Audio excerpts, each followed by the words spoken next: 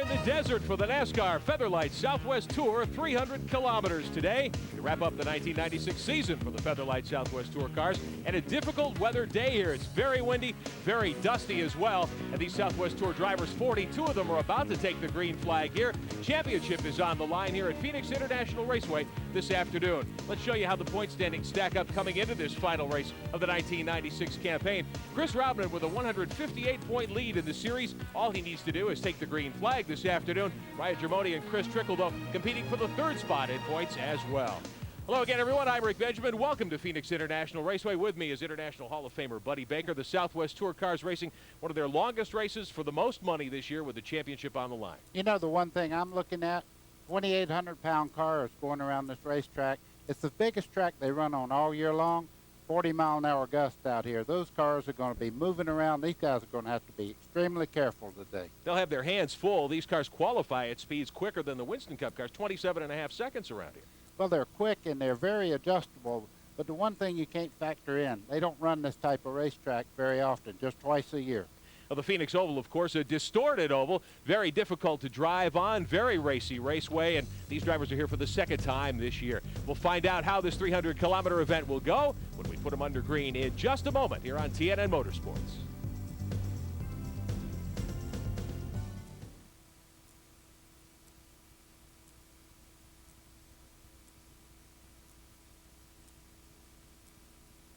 Oh, hello, hello. There we go. Okay. Oh, it's okay. Was that okay? I thought that pretty much touched all the bases. I won't do any better.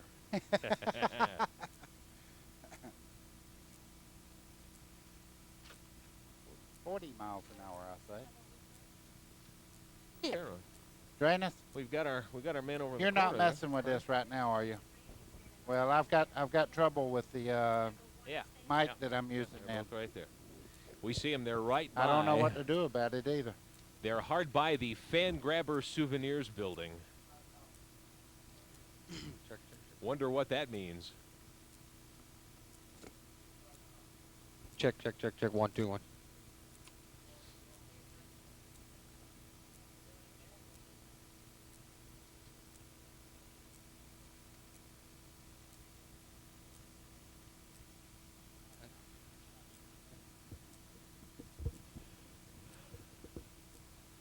Okay, I'm back.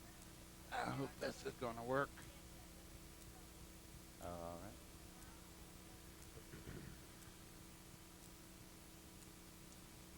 On the pole, I'm gonna take that Michael up or something. Allsop, Just hold on to it. Just Gary hold on. Smith, We'll just put it right Mark there. Reed,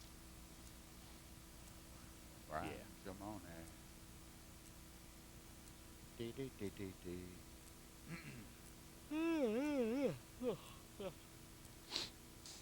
Oh, what was that? A clearing. Wow. Why is it? Can you hear me? Yes. All Hey, right. man. So they fire the engines, right? All right, I'm open. Hey, Glenn. What a Rick. zoo. Hey, guys. We hear you fine up here. I don't think you hear us. Glenn. Glenn, Randy, Hear you. Yeah, you hear the we booth? got you. Okay, great. Yeah.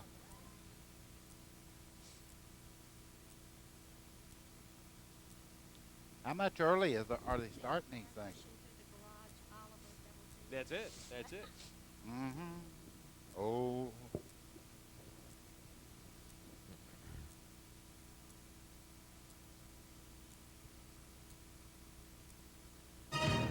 Welcome back to Phoenix International Raceway, ready to go racing for the NASCAR Featherlight Southwest Tour.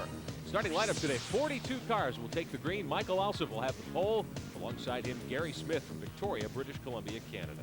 Second row today includes Mark Reed. He is from California. And Bryan Germone, veteran of this series, in car number 5. Third row today, Chris Trickle from Las Vegas, the nephew of Dick Trickle. And Craig Rodman, one of the 2 drivers in contention for the point title coming in here this weekend. Fourth row, Doug McCowan in his Pontiac, the 34, and Chris Rodman, all he needs to do is take the green this afternoon, and he will lock up the Southwest Tour Championship for 1996. Your fifth row, Tony Tost from Pismo Beach, California, in his Chevrolet, and Dennis Dyer, another series veteran in the 77. Sixth row, Arizona driver Darrell Lamour in his Chevrolet, and Ron Eaton, the Spies Heckert car from up in the Pacific Northwest. Seventh row, Frank Moronsky in Chevrolet. Scott Hansen, the ASA standout, moving to North Carolina soon to run for Rick Hendrick in his Chevrolet. 8th row has another ASA veteran, Steve Holzhausen, driving car number 15. Kevin Richards in his Chevrolet number 35. 9th row today, series veteran Brett Bell in car number 56, and Jim Engelbright, who always runs well here in his Chevrolet. Roger Avons from Colorado in the 81 car will be on the inside of the 10th row with Tom Hubert in his Oldsmobile in Olsen's field today. And the 11th row includes Bill Hittner in a Chevrolet and Jim Pettit in the 03 car, also a Chevrolet. Kenny Shepard in the 95 and Bob Lyon, one of the great stars of the Southwest Tour, in row 12. Mark Bold in the 13th row with Sean Monroe in the 48, very strong here earlier this year. 14th row includes Ron Peterson and Danny Crafton. In the 16th and 15th row, Ken Peterson in his Chevrolet and John Walsh in car number 28. Row 16, Jeff Hill in his Chevrolet and John Pox in the 66, another veteran of the Southwest Tour. Row 17, Bill Lawrence and Keith Spangler, a couple of Chevrolet-mounted drivers today.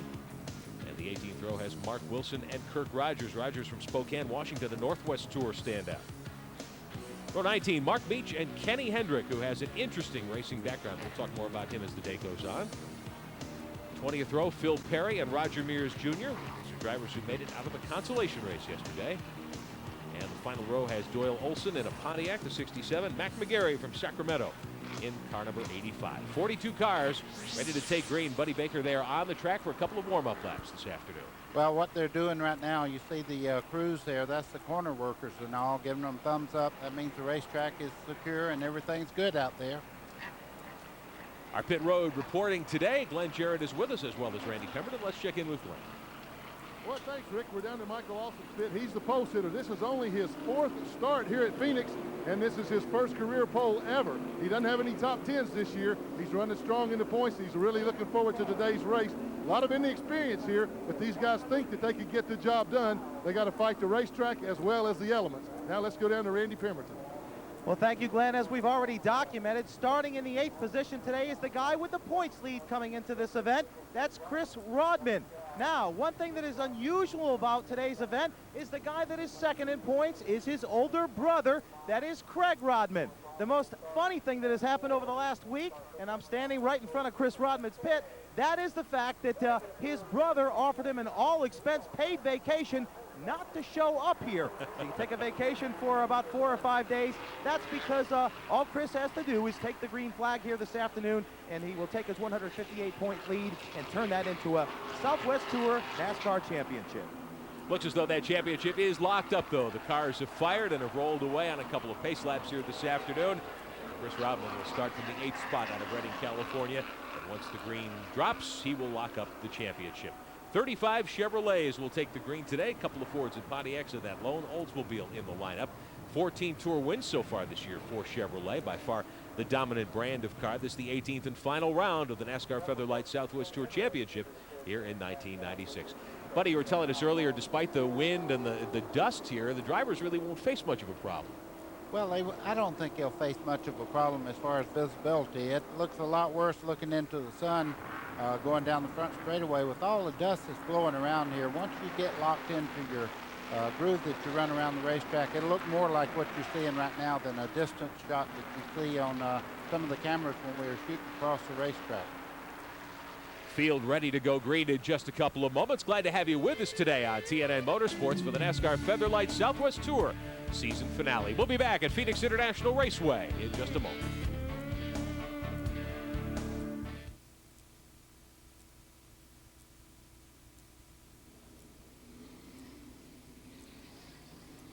All right, sure. Sure. Hello, hello, hello. Okay, here's some wild lines in 3, 2, and 1. We'll be back at Phoenix right after this. Okay, in 3, 2, and 1. A real wind blowing here in Phoenix today. More Southwest Tour racing after this. Want another one? In 3, 2, and 1. NASCAR's Featherlight Southwest Tour on the track. We'll be back with more action at Phoenix in a moment.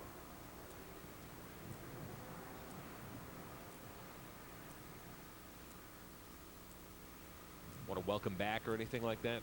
Okay, in 3, 2, and 1. Welcome back. A hard wind blowing at Phoenix International Raceway today. The NASCAR Featherlight Southwest Tour on the racetrack.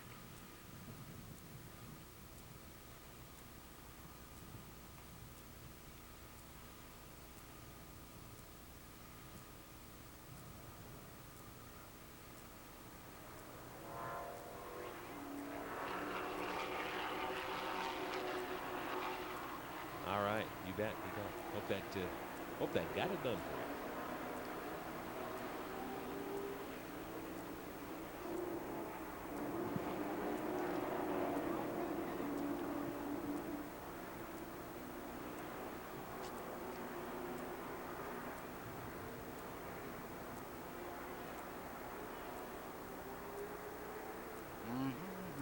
Scott Hansen, he won in 1995. And Ron Hornsey did. Trickles won twice. Pirelli is the defending winner, I think.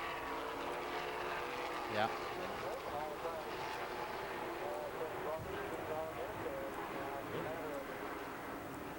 Hansen. Let's see. Yeah, because Rick won in February of 96. Scott Hansen won this race last year at this time. Well, look at them, kind of air them out a little bit before they drop the green, blow this dust off.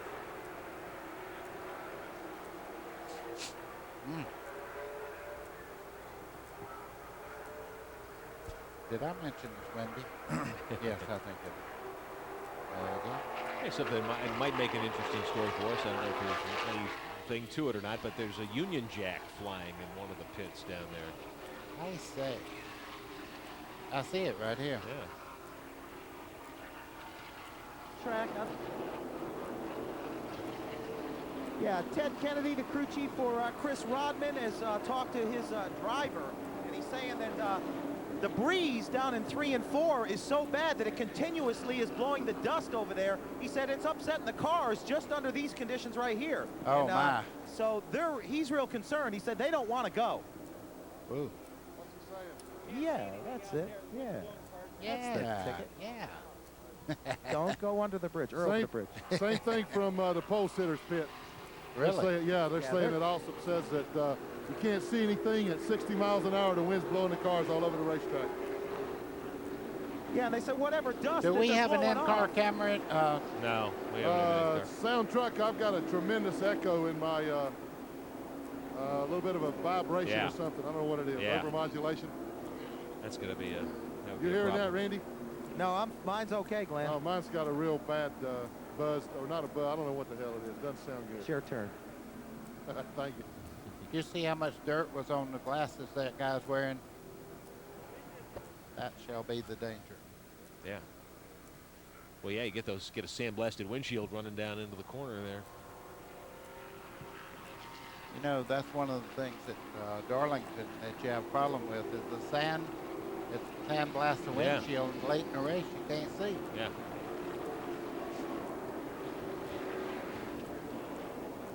Ham don't care. Well, you see how clear that is. Well, now that's not a visibility problem They right already there. took today off, Mike. They got nowhere else to go. No. You see this shot. Now that's what it looks like on the racetrack. I hear you. That can't be a problem. It's been a few years since I've been here on Friday, but this is a great crowd for them on a Friday afternoon. It is actually improving dramatically. Yeah, down sure here. does seem as though it It's is. unbelievable. The dust has died down. The wind's died down a little bit. Obviously, that's why the dust died down. Hey. Well, they're not blowing dust out from underneath the car now when they go down the front straightaway either. I can actually see all the way to turn 4 now. Hey, Glenn. Yeah. You be careful on the front straightaway. That pit road looks really, really dangerous as far as the amount of dust and stuff that's built up on it. I promise you, I ain't getting nowhere near them. Good. You've seen these guys run before. I've seen these guys drive before. That was one thing I thought we might do is talk about the relative lack of experience some of these drivers have. I actually saw a midget get a cross pit wall here. That was Stan Fox. That's right, Stan Fox. Believe it or not, Glenn, we're looking down the back. Yeah, and I was not talking about Drano. Poor Drano. No respect at all.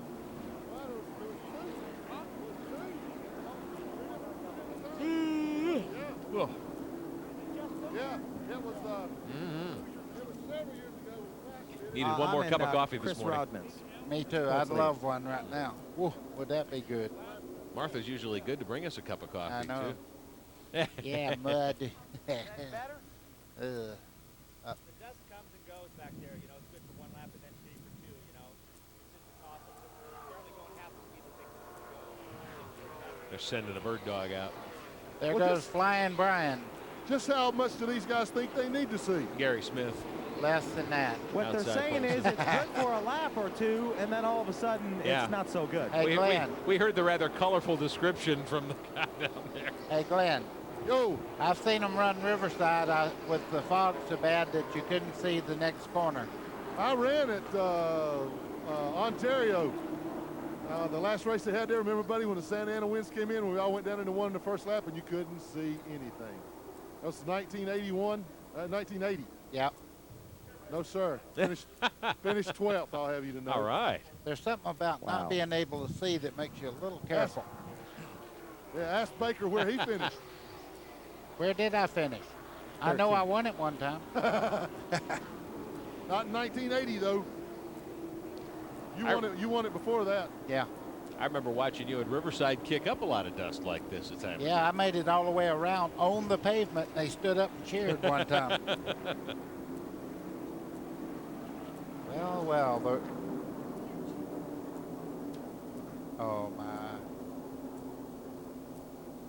Oh, there was the kiss of death right there. Yeah, that means they're in big trouble. Get the spatulas, boys. It's going to be a long afternoon. That means big trouble. Yeah, because A race driver using his head. Who ever heard of such a thing?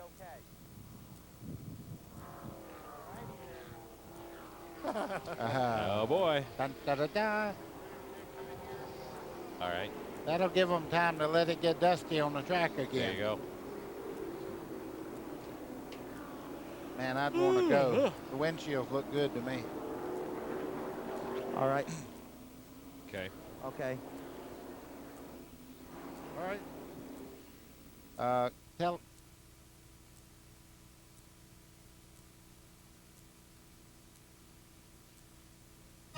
Welcome back to Phoenix International Raceway. The field on the racetrack under caution because of the high winds and dusty conditions we've seen here this afternoon. Officials talking about the situation. Buddy Baker, I think we're going to be ready to go here shortly. Yeah, I think they're right now discussing the wind problem that they have down the back straightaway. These cars will turn 300 to 400 more RPM with the help down the back straightaway of this wind that's blowing and make the cars really unstable getting into turn 3. So that's going to be the problem today, I think. Michael Alsop's crew chief, Michael on the pole today, the son of former IndyCar driver Bill Alsop, and his crew chief talking to some of the NASCAR officials here. Phoenix International Raceway, a very fast racetrack. These cars lapping at an average of 130 miles an hour here. So straightaway speeds, I would think, would be 165, 175 miles an hour. They're going to be about, the first 4 or 5 laps, I think, are going to be about 10 or 15 mile an hour faster than they think you're running down that back straightaway. That's going to be the whole deal. But, you know, they have raced here before. They have a lot of notes, and I'm sure they have the cars pretty well set up here. Gary Smith from Victoria, British Columbia, the 79 car there on the outside of the front row. He was sent out as a rabbit a few moments ago to sort of check track conditions out. Some of the drivers reporting on the radio, evidently, that they don't feel the conditions are quite right yet to allow us to go racing here this afternoon. So the NASCAR officials handling this Southwest Tour season finale. Elmo Langley driving the pace truck, bringing the field down onto pit road. The drivers and crews will get a chance to clean the windshields and clean the grills and get settled down, hopefully, so that we can put this one under green in just a couple of moments. Let's find out a little more about the situation here this afternoon. Glenn Jarrett is on pit road for us today. Yeah, and Mike also just brought the pole-sitting car in, Rick, to clean the windshield, clean the grill. His crew chief, Mark Stahl, one of the things that you're doing right now is giving him a different pair of goggles. The ones he had weren't quite dark enough for all the sun, the glare that they're seeing going into turn 1. They're really concerned. Crew chief Dana Stahl was pleading with the NASCAR official, Ray Judy, just a few moments ago, hey, we can't start this thing. The track conditions are just not favorable enough right now. Meanwhile, right behind him, Mark Reed in number 73, who's also starting up toward the front of the field, telling his crew the very same thing, that it's good for a couple of laps, then the wind kicks up, and it makes conditions terrible again. What about down on your end, Randy? Well, that's basically what the drivers are saying. They're having to clean not only the outside windshield, but they have to dip in there and clean from the inside as well. There's plenty of dust inside the cockpit of these cars. Now, if this race does indeed get started here in the next few laps, I'll give you an idea. It's 45 miles an hour on pit road today. They're Goodyear Eagles. That's what they'll be riding on. They'll be able to change all the tires they want under green flag conditions. But during caution flags, only 2 tires at one particular time will they be able to change. So Chris Rodman is in. They've cleaned his windshield, cleaned his grill. Lots of debris flying around in the air and being caught up in the grill. They've cleaned all that off. They're getting ready to go ahead and roll back onto the racetrack. We're looking for a green flag condition, so we'll see what it's like when they get up to speed here. Crews continuing to work on these cars. The NASCAR Featherlight Southwest Tour machines ready to go. 186 laps around Phoenix International Raceway today. 300 kilometers our race distance. As we get a look at that 79 car on the outside of the front row. Gary Smith from Victoria, British Columbia, down from the Northwest Tour ranks to take a run here today at Phoenix to close out the 1996 season, and a very good qualifying run for that team in the Rabanco Chevrolet. We're going to take a quick timeout here at Phoenix International Raceway, bring you back, and hopefully be able to put this one under green. You're on TNN Motorsports, the NASCAR Featherlight Southwest Tour.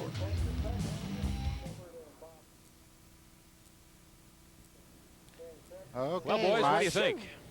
Well, one thing we might look for, guys, this is the first time that Alsop has been on the pole. This is a super speedway. It's only his 4th start here. Interesting to